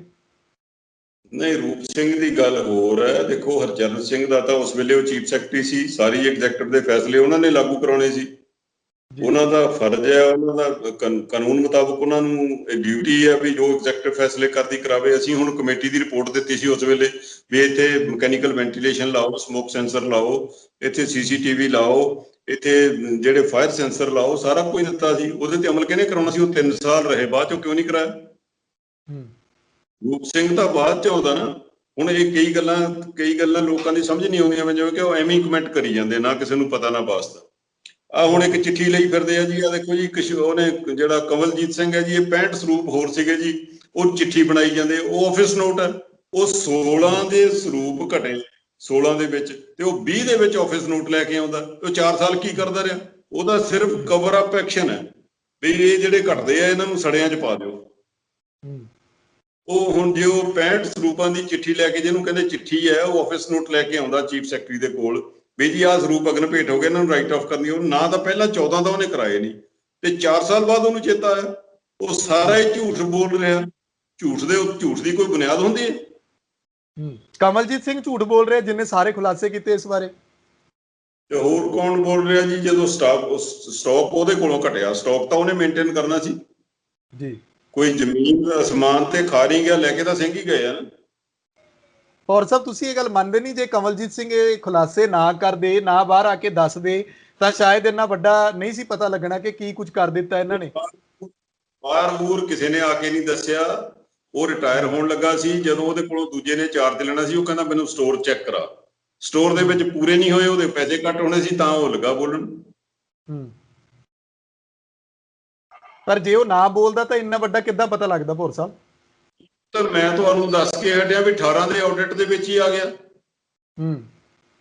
ਇਹ ਆਡਿਟ ਹਰ ਸਾਲ ਨਹੀਂ ਹੁੰਦਾ, ਕਈ ਵਾਰੀ 3-3 4-4 ਸਾਲ ਬਾਅਦ ਹੁੰਦਾ। ਇਹ 14-15 ਦਾ ਆਡਿਟ ਜਿਹੜਾ 18 ਚ ਹੋਇਆ, ਅੰਕਿਤਾ ਚੁੱਘ ਨਾਂ ਦੀ ਉਹ ਲੇਡੀ ਹੈ ਜਿਹਨੇ ਕੀਤਾ। ਉਹਨੇ 200 ਸਰੂਪ ਘੱਟ ਸ਼ੋ ਕੀਤੇ, ਫਿਰ ਬਾਅਦ ਦੇ ਵਿੱਚ ਉਹਨੇ ਕਿਹਾ ਵੀ 200 ਸਰੂਪ ਘੱਟ ਹੈ। ਉਹ ਬਾਅਦ ਚ ਇਹਨਾਂ ਨੇ ਰੀਐਂਟਰ ਕੀਤਾ, 31/3 ਤੋਂ ਬਾਅਦ ਚ ਐਂਟਰੀ ਪਾ ਕੇ ਉਹਨੂੰ ਕਾਗਜ਼ਾਂ 'ਚ ਪੂਰੇ ਕਰ ਲਿਆ। ਸਟਾਕ ਕਿਸੇ ਨੇ ਉਹਨੂੰ ਚੈੱਕ ਕੀਤਾ ਹੀ ਨਹੀਂ ਜੀ। ਇਹਦੇ ਜਾਂ ਬੇਈਮਾਨੀ ਹੈ ਕਿਸੇ ਬੰਦੇ ਦੀ ਵੀ ਪੈਸੇ ਲੈ ਲੈ ਤੇ ਸਰੂਪ ਦੇ ਦਿੱਤੇ, ਜੇਬਾਂ 'ਚ ਪਾ ਲੈ, ਨਹੀਂ ਲਿਖੇ ਕਿਤੇ ਵੀ। ਪਰ ਇਹ ਤਾਂ ਹੁਣ ਪ੍ਰਧਾਨ ਜੀ ਦੀ ਜ਼ਿੰਮੇਵਾਰੀ ਹੈ ਨਾ ਵੀ ਉਹ ਦੱਸਣ ਕੱਲੀ ਗੱਲ ਵੀ ਫਲਾਣੇ ਬੰਦੇ ਨੇ ਪੈਸੇ ਲਏ ਆ, ਫਲਾਣੇ ਜੇ ਬੰਦੇ ਰਿਟਾਇਰ ਜੇ ਸਸਪੈਂਡ ਵੀ ਕਰਤੇ, ਟਰਮੀਨੇਟ ਕਰਤੇ, ਉਹਨਾਂ ਨੂੰ ਦੱਸਣ ਵੀ ਇਹਦਾ ਆਹ ਕਸੂਰ ਸੀ। ਲੋਕਾਂ ਨੂੰ ਦੱਸਣ, ਸੰਗਤ ਨੂੰ ਦੱਸਣ ਵੀ ਇਹਨਾਂ ਦਾ ਕੀ ਕਸੂਰ ਸੀ। ਐਵੇਂ ਹੀ ਉਹ ਪਰ ਤੁਹਾਨੂੰ ਲੱਗਦਾ ਭੌਰ ਸਾਹਿਬ ਕਿ ਕੋਈ ਨੀਚੇ ਲੈਵਲ ਦਾ ਜਿਹੜਾ ਨਿਚਲਾ ਅਧਿਕਾਰੀ ਹੈ ਉਹ ਐਡੀ ਵੱਡੀ ਗਲਤੀ ਕਰ ਸਕਦਾ, ਇੰਨਾ ਵੱਡਾ ਘਪਲੇਬਾਜ਼ੀ, ਜਾਂ ਲਾ ਲਓ ਕਿ ਇੰਨੀ ਵੱਡੀ ਖਿਲਵਾੜ ਕਰ ਸਕਦਾ ਸ੍ਰੀ ਗੁਰੂ ਗ੍ਰੰਥ ਸਾਹਿਬ ਦੇ ਨਾਲ? ਤੁਹਾਨੂੰ ਨਹੀਂ ਲੱਗਦਾ ਕਿ ਉੱਪਰਲੇ ਲੈਵਲ ਤੱਕ ਵੀ ਇਹ ਗੱਲ ਸੀਗੀ ਤੇ ਉਹ ਜਾਂ ਤਾਂ ਉਹ ਆਪ ਬਚਦੇ ਫਿਰਦੇ ਨੇ ਵੀ ਜੇ ਇਹ ਬੋਲ ਪਏ ਤਾਂ ਅਸੀਂ ਫਸ ਜਾਾਂਗੇ, ਉਨੀ ਕੁ ਕਾਰਵਾਈ ਕਰ ਦਿਓ ਜਿੰਨੀ ਕੁ ਸੰਗਤ ਦੀ ਅੱਖਾਂ ਦੇ ਵਿੱਚ ਕਹਿ ਲਓ ਕਿ ਆਈ ਵਾਚ ਕਰਨ ਵਾਲਾ ਕੰਮ ਹੋਵੇ? ਮੈਂ ਕਹਿੰਦਾ ਜੀ, ਹੁਣ ਕਮਲਜੀਤ ਸਿੰਘ ਨੂੰ ਤਾਂ ਨੌਕਰੀ ਤੋਂ ਹਟਾਤਾ। ਹੁਣ ਉਹਦੇ ਮੂੰਹ ਸੀਤਾ ਆ, ਬੋਲੇ ਦੱਸੇ ਕਿਹਨੇ ਉਹਨੂੰ ਰੋਕਿਆ ਜੀ? ਉਹ ਇਹ ਗੱਲ ਦੱਸੇ, ਉਹਦਾ ਮੂੰਹ ਸੀਤਾ ਆ ਥੋੜਾ ਜਿਹਾ। ਹੁਣ ਉਹ ਦੱਸੇ ਵੀ ਮੈਨੂੰ ਕੌਣ ਰੋਕਦਾ ਸੀ, ਕਿਹਦੇ ਕਹਿਣ ਤੇ ਮੈਂ ਦਿੱਤੇ ਜੀ। ਔਰ ਸਾਹਿਬ, ਪ੍ਰਧਾਨ ਸਾਹਿਬ ਦੀ ਨਹੀਂ ਜ਼ਿੰਮੇਵਾਰੀ ਬਣਦੀ ਕਿ ਨੈਤਿਕਤਾ ਦੇ ਆਧਾਰ ਤੇ ਉਹਨਾਂ ਨੂੰ ਪਿੱਛੇ ਹਟ ਜਾਣਾ ਚਾਹੀਦਾ ਹੁਣ, ਕਿਉਂਕਿ ਅਸਤੀਫਾ ਤਾਂ ਬਹੁਤ ਜਣੇ ਮੰਗਦੇ ਨੇ। ਕਿਹਨਾਂ ਨੂੰ ਜੀ? ਪ੍ਰਧਾਨ ਸਾਹਿਬ ਲੌਂਗੋਵਾਲ ਸਾਹਿਬ ਜਿਹੜੇ ਇਸ ਵੇਲੇ ਪ੍ਰਧਾਨ ਨੇ, ਨੈਤਿਕਤਾ ਦੇ ਆਧਾਰ ਤੇ ਉਹਨਾਂ ਨੂੰ ਸੋਚਣਾ ਚਾਹੀਦਾ ਹੈ ਕਿ ਕੀ ਕੁਝ ਹੋਇਆ, ਮੇਰੀ ਰਹਿਨੁਮਾਈ ਜਿਹੜੀ ਸ਼੍ਰੋਮਣੀ ਕਮੇਟੀ ਦੀ ਅਗਵਾਈ ਉਹਨਾਂ ਨੂੰ ਦਿੱਤੀ ਸੀ। ਮੈਨੂੰ ਕਿਸੇ ਆਫਿਸ ਵੀਰ ਦਾ ਫੋਨ ਆਇਆ ਸੀ ਵੀ ਸਾਨੂੰ ਦੱਸੋ ਇਹਦਾ ਕੀ ਹੱਲ ਹੋ ਸਕਦਾ। ਮੈਂ ਉਹਨੂੰ ਕਿਹਾ ਭਾਈ ਹੱਲ ਇਹ ਹੋ ਸਕਦਾ, ਪੰਥ ਦੀਆਂ ਜਿੰਨੀਆਂ ਨੁਮਾਇੰਦਾ ਜਥੇਬੰਦੀਆਂ ਉਹਨਾਂ ਦਾ ਇੱਕ ਇੱਕ ਬੰਦਾ ਨਾਲ ਲੈ ਜਾਓ, ਉੱਥੇ ਪਬਲੀਕੇਸ਼ਨ ਡਿਪਾਰਟਮੈਂਟ ਬਹਿ ਜਾਓ, ਸਿੰਘ ਸਾਹਿਬ ਨੂੰ ਨਾਲ ਲੈ ਜਾਓ, ਪ੍ਰਧਾਨ ਨਾਲ ਜਾਵੇ, ਉੱਥੇ ਕੱਲਾ ਕੱਲਾ ਰਜਿਸਟਰ ਸੰਗਤ ਦੇ ਸਾਹਮਣੇ ਰੱਖ ਦਿਓ ਵੀ ਆਹ ਲਓ ਜੀ ਇੰਨੇ ਪੇਪਰ ਦਿੱਤਾ ਸੀ, ਇੰਨੇ ਛਪੇ ਸੀ, ਇੰਨੇ ਫਲਾਨੀ ਜਗ੍ਹਾ ਗਏ, ਇੰਨੇ ਭੇਟਾ ਰਹਿਤ ਗਏ, ਇੰਨੇ ਭੇਟਾ ਸਹਿਤ ਗਏ, ਉਹਨੂੰ ਟੈਲੀ ਕਰਕੇ ਜੋ ਨਤੀਜਾ ਨਿਕਲਦਾ, ਦੋਸ਼ੀ ਚਾਹੇ ਕੋਈ ਵੀ ਆ ਉਹਨੂੰ ਵੱਧ ਤੋਂ ਵੱਧ ਸਜ਼ਾ ਦਿਓ ਤਾਂ ਕਿ ਮੁੜ ਕੇ ਕੋਈ ਹਿੰਮਤ ਨਾ ਕਰੇ। ਪਰ ਇਹਦੇ ਨਾਲ ਇਹ ਨਹੀਂ ਕਿ ਕਾਰਜਕਾਰੀ ਜਥੇਦਾਰ ਸਾਹਿਬ ਨੇ ਫਿਰ ਜਿਹੜੀ ਕਮੇਟੀ ਬਣਾਈ, ਫਿਰ ਉਹਦੀ ਕੀ ਵੈਲਿਊ ਹੈ? ਜਥੇਦਾਰ ਸਾਹਿਬ ਦੀ ਕਾਰਗੁਜ਼ਾਰੀ ਤੋਂ ਤੁਸੀਂ ਸੰਤੁਸ਼ਟ ਨਹੀਂ? ਕਿਹੜੀ ਕਮੇਟੀ ਜੀ? ਜਿਹੜੇ ਗਿਆਨੀ ਹਰਪ੍ਰੀਤ ਸਿੰਘ ਜੀ ਨੇ ਆ ਜੋ ਕਮੇਟੀ ਬਣਾਈ ਸੀ ਡਾਕਟਰ ਈਸ਼ਰ ਸਿੰਘ ਹੋਣਾ ਦੀ, ਐਡਵੋਕੇਟ ਈਸ਼ਰ ਸਿੰਘ ਹੋਣਾ ਦੀ। ਮੈਂ ਤੁਹਾਨੂੰ ਉਹਨਾਂ ਦਾ ਦੱਸਿਆ ਨਾ, ਉਸ ਈਸ਼ਰ ਸਿੰਘ ਨੂੰ ਤਾਂ ਇਹ ਵੀ ਨਹੀਂ ਪਤਾ ਵੀ ਜਨਰਲ ਸੈਕਟਰੀ ਦੀ ਪਾਵਰ ਕੀ ਹੁੰਦੀ ਹੈ ਤੇ ਜਨਰਲ ਸੈਕਟਰੀ ਦਾ ਕੰਮ ਕੀ ਹੁੰਦਾ। ਉਹ ਤਾਂ ਮੈਨੂੰ ਪੁੱਛ ਰਿਹਾ ਵੀ ਤੁਸੀਂ ਕਦੀ ਪਬਲੀਕੇਸ਼ਨ ਡਿਪਾਰਟਮੈਂਟ ਦੇਖਿਆ? ਮੈਂ ਕਿਹਾ ਮੇਰਾ ਉੱਥੇ ਕੀ ਕੰਮ ਹੈ? ਤੇ ਉਹ ਮੇਰਾ ਬਿਆਨ ਲਿਖ ਰਿਹਾ ਬਈ ਮੈਂ ਕਦੀ ਪਬਲੀਕੇਸ਼ਨ ਡਿਪਾਰਟਮੈਂਟ ਵਿੱਚ ਨਹੀਂ ਰਿਹਾ। ਰਹਿੰਦਾ ਕੌਣ ਹੁੰਦਾ? ਮੁਲਾਜ਼ਮ ਰਹਿੰਦੇ ਹੁੰਦੇ, ਮੈਂ ਥੋੜਾ ਰਹਿਣਾ ਉੱਥੇ। ਮੇਰੇ ਉਹਦੇ ਨਾਲ ਕੀ ਕੰਸਰਨ ਹੈ ਜੀ ਪਬਲੀਕੇਸ਼ਨ ਡਿਪਾਰਟਮੈਂਟ? ਜਿਸ ਬੰਦੇ ਨੂੰ ਇਹ ਨਹੀਂ ਪਤਾ ਵੀ ਪਬਲੀਕੇਸ਼ਨ ਜਨਰਲ ਸੈਕਟਰੀ ਤੇ ਬਾਕੀ ਅਹੁਦੇਦਾਰਾਂ ਦੀ ਐਗਜ਼ੈਕਟਿਵ ਦੀ ਹੈਸੀਅਤ ਕੀ ਹੈ, ਉਹ ਕੀ ਉਹਨੂੰ ਇੰਟਰਨਲ ਜਾਣਕਾਰੀ ਨਹੀਂ ਸੀ। ਮਤਲਬ ਫਿਰ ਆਪਾਂ ਇਹੀ ਮੰਨੀਏ ਕਿ ਜਿਹੜੀ ਉਹ ਰਿਪੋਰਟ ਉਹਨਾਂ ਨੇ ਤਿਆਰ ਕੀਤੀ ਹੈ ਉਹ ਇੱਕ ਬੇਤੁਕਾ ਰਿਪੋਰਟ ਹੈ, 1100 ਪੰਨੇ ਰਿਪੋਰਟ ਲਿਆ ਕੇ ਰੱਖਤੀ, ਜਿਹਨੂੰ ਪਤਾ ਹੀ ਨਹੀਂ ਕਿ ਅੰਦਰ ਕੀ ਚੱਲਦਾ, ਕਿਹਦੀ ਕੀ ਜ਼ਿੰਮੇਵਾਰੀ ਹੁੰਦੀ ਹੈ, ਕਿਹਨੂੰ ਕਿਹੜਾ ਦੋਸ਼ੀ ਠਹਿਰਾਇਆ ਜਾ ਸਕਦਾ ਜਾਂ ਕਿਹੜਾ ਦੋਸ਼ੀ ਹੈ ਜਾਂ ਨਹੀਂ ਹੈ। ਏਦਾਂ ਨਹੀਂ ਹੁੰਦਾ। ਦੇਖੋ ਉਹਨਾਂ ਨੇ ਆਪਣੀਆਂ ਫਾਈਂਡਿੰਗਸ ਦੇ ਦਿੱਤੀਆਂ ਜੀ, ਪਰ ਉਹਨਾਂ ਨੂੰ ਜਿਹੜੀ ਮੈਂ ਤੁਹਾਨੂੰ ਦੱਸ ਕੇ ਹਟਿਆ ਨਾ ਵਰਕਿੰਗ ਕਿਵੇਂ ਹੁੰਦੀ ਹੈ, ਉਸ ਵਰਕਿੰਗ ਦੇ ਹਿਸਾਬ ਨਾਲ ਰਿਪੋਰਟ ਨਹੀਂ ਹੈ। ਦੇਖੋ ਜੇ ਕੋਈ ਕਲਰਕ ਗਲਤੀ ਕਰਦਾ ਤਾਂ ਉਹਦਾ ਸੁਪਰਵਾਈਜ਼ਰ ਨਿਗਰਾਨ ਆ, ਕਿਉਂ ਨਹੀਂ ਦੇਖਿਆ ਸੁਪਰਵਾਈਜ਼ਰ ਨੇ? ਜੇ ਸੁਪਰਵਾਈਜ਼ਰ ਨੇ ਉਹਨੂੰ ਇਗਨੋਰ ਕੀਤਾ ਤੇ ਮੀਤ ਸਕੱਤਰ ਉਹਦਾ ਨਿਗਰਾਨ ਹੈ, ਉਹਨੇ ਕਿਉਂ ਨਹੀਂ ਦੇਖਿਆ? ਜੇ ਮੀਤ ਸਕੱਤਰ ਨੇ ਗਲਤੀ ਕੀਤੀ, ਉਹਨੇ ਇਗਨੋਰ ਕਰ ਦਿੱਤਾ, ਤੇ ਫਿਰ ਅੱਗੇ ਐਡੀਸ਼ਨਲ ਸੈਕਟਰੀ ਆ, ਉਹ ਕੀ ਕਰਦਾ ਰਿਹਾ? ਜੇ ਐਡੀਸ਼ਨਲ ਸੈਕਟਰੀ ਦੀ ਗਲਤੀ ਹੈ ਤੇ ਫਿਰ ਸੈਕਟਰੀ ਕੀ ਕਰਦਾ ਰਿਹਾ? ਇਹ ਜਿਹੜੇ 3-3 ਲੱਖ ਰੁਪਏ 2-2 ਲੱਖ ਰੁਪਏ ਦੀਆਂ ਤਨਖਾਹਾਂ ਲੈ ਕੇ ਮਹਿਕਮੇ ਚੱਲਦੇ ਆ, ਇਹ ਕੰਮ ਤਾਂ ਇਹਨਾਂ ਦਾ ਸੀ। ਬਿਲਕੁਲ। ਪੌਰ ਸਾਹਿਬ ਤੁਸੀਂ ਕਹਿੰਦੇ ਹੋ ਕਿ ਸਾਰਿਆਂ ਦਾ ਏਕਾ ਕਰਕੇ ਇੱਕ ਇੱਕ ਬੰਦਾ ਜਿਹੜਾ ਅਗਵਾਈ ਕਰਕੇ ਉਹ ਜਾ ਕੇ ਇਹਨਾਂ ਤੋਂ ਹਿਸਾਬ ਮੰਗੇ। ਮੇਰੇ ਖਿਆਲ ਵਿੱਚ ਸੰਗਤ ਨੂੰ ਯਾਦ ਹੋਣਾ, ਤੁਹਾਡੇ ਵੀ ਧਿਆਨ ਵਿੱਚ ਹੈ ਕਿ ਤੁਸੀਂ ਜਿਹੜਾ ਇੱਕ ਪੰਥਕ ਪਾਰਲੀਮੈਂਟ ਸੱਦੀ ਸੀ ਪਿਛਲੇ ਸਮੇਂ ਦੇ ਵਿੱਚ, ਤੁਹਾਨੂੰ ਨਹੀਂ ਲੱਗਦਾ ਹੁਣ ਸਮੇਂ ਦੀ ਲੋੜ ਹੈ ਕਿ ਉਹ ਪੰਥਕ ਪਾਰਲੀਮੈਂਟ ਇਸ ਤਰ੍ਹਾਂ ਕੋਈ ਸੱਦੀ ਜਾਵੇ ਤੇ ਉਹਦੀ ਕੋਈ ਅਗਵਾਈ ਕਰੇ ਤੇ ਉਹ ਹਿਸਾਬ ਮੰਗੇ ਇਸ ਮਸਲੇ ਤੇ ਆ ਕੇ? ਜਥੇਦਾਰ ਸਾਹਿਬ ਨੂੰ ਸੱਦਣੀ ਚਾਹੀਦੀ ਆ। ਜਥੇਦਾਰ ਸਾਹਿਬ ਸੱਦਣ, ਵੱਡਾ ਜਿਗਰਾ ਕਰਕੇ ਸਾਰਿਆਂ ਦੀਆਂ ਗੱਲਾਂ ਸੁਣ, ਇਹਦੇ ਵਿੱਚ ਵੀ ਪੱਖ ਸੁਣ, ਤੇ ਮੈਂ ਤੇ ਨਾਲ ਹੀ ਉਹਨੂੰ ਤੁਹਾਡੇ ਰਾਹੀਂ ਬੇਨਤੀ ਕਰ ਦਿੰਦਾ ਵੀ ਹੁਣ ਨਾਲ ਲੱਗਦੇ ਹੱਥੇ ਜਿਹੜਾ ਬਰਗਾੜੀ ਦਾ ਸੱਚ ਆ ਉਹਦੇ ਲਈ ਵੀ ਸੱਦ ਲੈਣ ਪੰਥਕ ਇਕੱਠ, ਤੇ ਉਹਦੇ 'ਚ ਅਸੀਂ ਵਿਰੋਧ ਕਰਨ ਵਾਲੇ ਹਾਂ। ਜੇ ਬਰਗਾੜੀ ਦਾ ਅਸੀਂ ਅਸਤੀਫੇ ਦੇਣ ਵਾਲੇ ਹਾਂ, ਅਸੀਂ ਕਹਿੰਦੇ ਰਹੇ ਹਾਂ ਵੀ ਮਾਫੀ ਗਲਤ ਦਿੱਤੀ ਹੈ ਤੇ ਕਿਹਨਾਂ ਨੇ ਦਵਾਈ ਹੈ, ਤੇ ਸਾਨੂੰ ਵੀ ਤਲਬ ਕਰਨ, ਸੁਖਬੀਰ ਨੂੰ ਵੀ ਤਲਬ ਕਰਨ, ਉਸ ਵੇਲੇ ਦੇ ਮੁੱਖ ਮੰਤਰੀ ਨੂੰ ਵੀ ਤਲਬ ਕਰਨ, ਗਿਆਨੀ ਗੁਰਬਚਨ ਸਿੰਘ ਨੂੰ ਵੀ ਤਲਬ ਕਰ ਲੈਣ, ਗਿਆਨੀ ਗੁਰਮੁਖ ਸਿੰਘ ਨੂੰ ਵੀ, ਗਿਆਨੀ ਇਕਬਾਲ ਸਿੰਘ ਨੂੰ ਵੀ। ਅਸੀਂ ਦੱਸ ਦਿਆਂਗੇ ਵੀ ਕਿਹਨੇ ਮਾਫੀ ਦਿੱਤੀ ਤੇ ਕਿੱਦਾਂ ਦਵਾਈ ਹੈ ਜੀ, ਉਹ ਵੀ ਕੱਢ ਦੇਣ ਨਾਲੇ ਕੰਡਾ ਹੋਣ ਜੀ। ਤੁਹਾਨੂੰ ਨਹੀਂ ਲੱਗਦਾ ਕਿ ਭੌਰ ਸਾਹਿਬ ਇਹਨਾਂ ਮਸਲਿਆਂ ਦਾ ਕੋਈ ਇਹੋ ਜਿਹਾ ਨਤੀਜਾ ਜਿਹੜਾ ਉਹ ਸਾਹਮਣੇ ਲਿਆਉਣਾ ਚਾਹੀਦਾ ਹੈ ਕਿ ਵਾਰ-ਵਾਰ ਇਦਾਂ ਦੀਆਂ ਘਟਨਾਵਾਂ ਨਾ ਵਾਪਰਨ? ਕੌਮ ਦਾ ਜਾਂ ਸਿੱਖ ਪੰਥ ਦਾ ਜਿਹੜਾ ਉਹ ਸਿਰ ਨੀਵਾਂ ਹੁੰਦਾ ਹਰ ਪਾਸੇ। ਹਰ ਕੋਈ ਪੁੱਛਦਾ ਕਿ ਤੁਹਾਡੇ ਪੰਥ 'ਚ ਚੱਲ ਕੀ ਰਿਹਾ, ਸ਼੍ਰੋਮਣੀ ਕਮੇਟੀ ਕੀ ਕਰ ਰਹੀ ਹੈ। ਹਰ ਕੋਈ ਆ ਕੇ ਫਿਰ ਸਵਾਲ ਚੁੱਕ ਦਿੰਦਾ ਕਿ ਕੀ ਮਰਿਆਦਾ, ਕੀ ਤੁਹਾਡੀ ਹੋਂਦ ਕੀ ਹੈ? ਫਿਰ ਜਦੋਂ ਦੂਜੇ ਦਿਨ ਹੀ ਕੋਈ ਨਾ ਕੋਈ ਬੇਅਦਬੀ ਹੋ ਜਾਂਦੀ, ਸਾਡੇ ਆਪਣਿਆਂ ਦੇ ਕਾਂਡ ਇੰਨੇ ਨਿਕਲ ਕੇ ਸਾਹਮਣੇ ਆ ਜਾਂਦੇ। ਇਹ ਦੇਖੋ, ਇਹ ਕੋਈ ਹੋਰ ਕਿਤੇੋਂ ਲਿਆਉਣ ਕਰਨ ਦੀ ਗੱਲ ਨਹੀਂ ਹੈ। ਐਸਜੀਪੀਸੀ ਦਾ ਬੜਾ ਵਧੀਆ ਸਿਸਟਮ ਹੈ। ਮੌਜੂਦਾ ਜਿਹੜੇ ਅਧਿਕਾਰੀ ਅਹੁਦੇਦਾਰ ਹੈ ਉਹਨਾਂ ਦੀ ਨਲਾਇਕੀ ਹੈ, ਉਹਨਾਂ ਨੂੰ ਖੁਦ ਇਨਵੈਸਟੀਗੇਟ ਕਰਨਾ ਚਾਹੀਦਾ ਸੀ। ਜਿਹੜਾ ਰਿਕਾਰਡ ਬਾਹਰ ਗਲੀਆਂ ਬਾਜ਼ਾਰਾਂ 'ਚ ਆ ਰਿਹਾ, ਉਹ ਉਹਨਾਂ ਦਾ ਹੀ ਰਿਕਾਰਡ ਆ ਰਿਹਾ ਨਾ, ਉਹਨਾਂ ਦੇ ਕੋਲ ਪਿਆ, ਉਹਨੂੰ ਖੁਦ ਇਨਵੈਸਟੀਗੇਟ ਕਰਨਾ ਚਾਹੀਦਾ ਸੀ। ਜਿਹੜਾ ਦੋਸ਼ੀ ਸੀ ਉਹਨੂੰ ਵੱਡੀ ਤੋਂ ਵੱਡੀ ਸਜ਼ਾ ਦੇਣ ਦੇ ਜੋ ਬਣਦੀ ਹੈ। ਤੇ ਜਦੋਂ ਇਹ ਪਰਦਾਪੋਸ਼ੀਆਂ ਸ਼ੁਰੂ ਹੋ ਗਈਆਂ, ਸੀਮਤ ਰਹਿਣਾ ਚਾਹੀਦਾ, ਕਾਨੂੰਨੀ ਸਜ਼ਾ ਵੀ ਹੋਣੀ ਚਾਹੀਦੀ ਹੈ ਤਾਂ ਕਿ ਕਿਸੇ ਨਾ ਕਿਸੇ ਨੂੰ ਜਿਹੜਾ ਉਹ ਪਤਾ ਲੱਗੇ ਕਿ ਇਸ ਤਰ੍ਹਾਂ ਕਰਨ ਦੇ ਨਾਲ ਕੀ ਸਜ਼ਾ ਹੋ ਸਕਦੀ ਹੈ, ਕੱਲ ਨੂੰ ਅਗਲਾ ਹੱਥ ਨਹੀਂ ਪਾਉਂਦਾ। ਨਹੀਂ, ਧਾਰਮਿਕ ਸਜ਼ਾ ਚਲੋ ਅਕਾਲ ਤਖਤ ਸਾਹਿਬ ਸਾਡੇ ਲਈ ਤਾਂ ਸਰਵਉੱਚ ਹੈ, ਸਭ ਕੁਛ ਹੈ, ਪਰ ਗੱਲ ਇਹ ਆ ਵੀ ਕਾਨੂੰਨੀ ਸਜ਼ਾ ਤਾਂ ਆਪਣੇ ਆਪ ਹੀ ਮਿਲ ਜਾਂਦੀ ਹੈ। ਜਦੋਂ ਇੱਕ ਬੰਦਾ ਜਿਹੜਾ ਰਿਟਾਇਰ ਹੁੰਦਾ, ਉਹਦੀ ਰਿਟਾਇਰਮੈਂਟ ਰੁਕ ਗਈ, ਉਹ ਟਰਮੀਨੇਟ ਹੋ ਗਿਆ, ਉਹਦੀ ਪਿਛਲੀ ਸਰਵਿਸ ਜਿਹੜੀ ਆ 35-40 ਸਾਲ ਦੀ, ਉਹਦੀ ਜਿਹੜੀ ਬਣਦੀ ਹੈ ਗ੍ਰੈਚੁਇਟੀ 30 35 ਲੱਖ ਉਹ ਫ੍ਰੀਜ਼ ਹੋ ਗਿਆ, ਇਹ ਕਾਨੂੰਨੀ ਸਜ਼ਾ ਹੀ ਹੈ ਜੀ। ਮਤਲਬ ਕਾਨੂੰਨੀ ਸਜ਼ਾ ਨਹੀਂ ਹੋਣੀ ਚਾਹੀਦੀ, ਇਸ ਤਰ੍ਹਾਂ ਉਸ ਦੇ ਉੱਤੇ ਕਾਰਵਾਈ ਕਰ ਦੇਣੀ ਚਾਹੀਦੀ ਹੈ। ਸਜ਼ਾ ਨਹੀਂ, ਸਜ਼ਾ ਤਾਂ ਮਿਲ ਗਈ ਉਹਨੂੰ, 30 35 ਲੱਖ ਰੁਪਇਆ ਫ੍ਰੀਜ਼ ਹੋ ਗਿਆ, ਸਾਰੀ ਉਮਰ ਦੀ ਕਮਾਈ ਖਤਮ ਹੋ ਗਈ ਜੀ। ਠੀਕ ਹੈ। ਅੱਛਾ, ਅਖੀਰ ਦੇ ਵਿੱਚ ਮੈਨੂੰ ਇਹ ਗੱਲ ਦੱਸੋ ਕਿ ਇਸ ਮਸਲੇ ਦੇ ਵਿੱਚ ਹੁਣ ਹੱਲ ਕੀ ਹੋਣਾ ਚਾਹੀਦਾ?